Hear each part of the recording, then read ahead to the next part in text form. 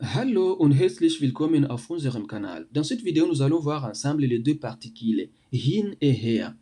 Hin montre l'éloignement tandis que her exprime les rapprochements.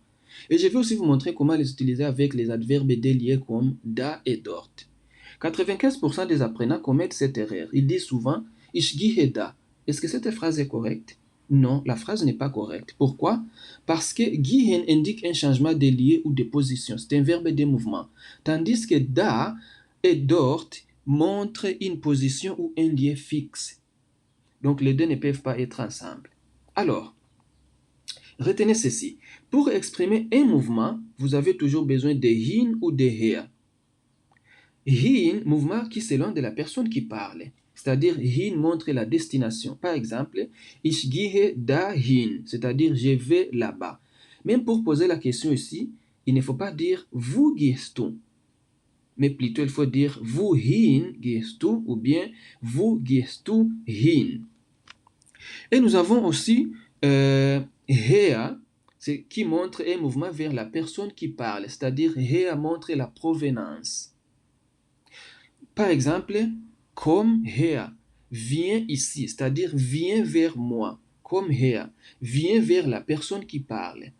Même pour poser la question, pour indiquer la provenance, il ne faut pas dire vous kommst du, mais plutôt il faut dire woher kommst du ou bien vous kommst du her. Tu viens d'où?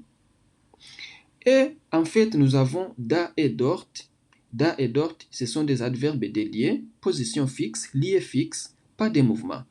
Ich bin da, je suis là, ou bien Peter ist dort, Peter est là-bas. Même pour poser la question ici, on n'a pas besoin de hin ou de her. On dit tout simplement vous bist du, tu es où, ou bien vous ist Peter, Peter est où.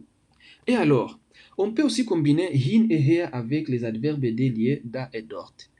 Et quand on combine les deux, nous avons da plus mouvement vers, ou bien da plus destination, nous avons dahin.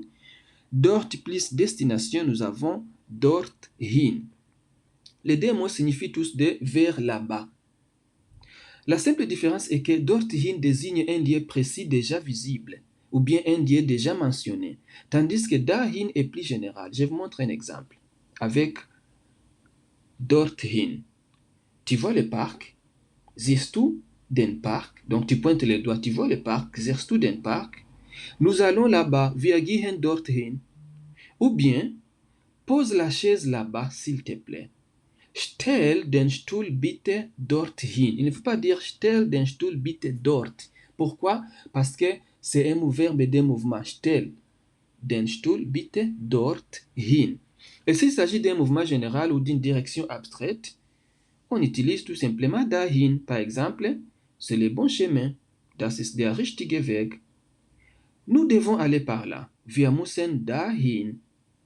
Ou bien le temps qui passe. Dahin peut avoir deux sens. Dahin peut signifier jusque-là. Par exemple, le concert est en décembre. C'est-à-dire, das Konzert ist im Dezember. Jusqu'à ce moment-là, j'ai du temps. Bis dahin habe ich Zeit. Et on passe sur la provenance. Nous avons da plus provenance, on obtient daher. Dort plus provenance, on obtient dorther. Par exemple, ich komme daher, c'est-à-dire je viens de là ou bien je viens de cet endroit. Mais daher peut avoir deux sens. Un premier sens, provenance géographique. Deuxième sens, exprime la cause ou la conséquence. Je vous donne un exemple.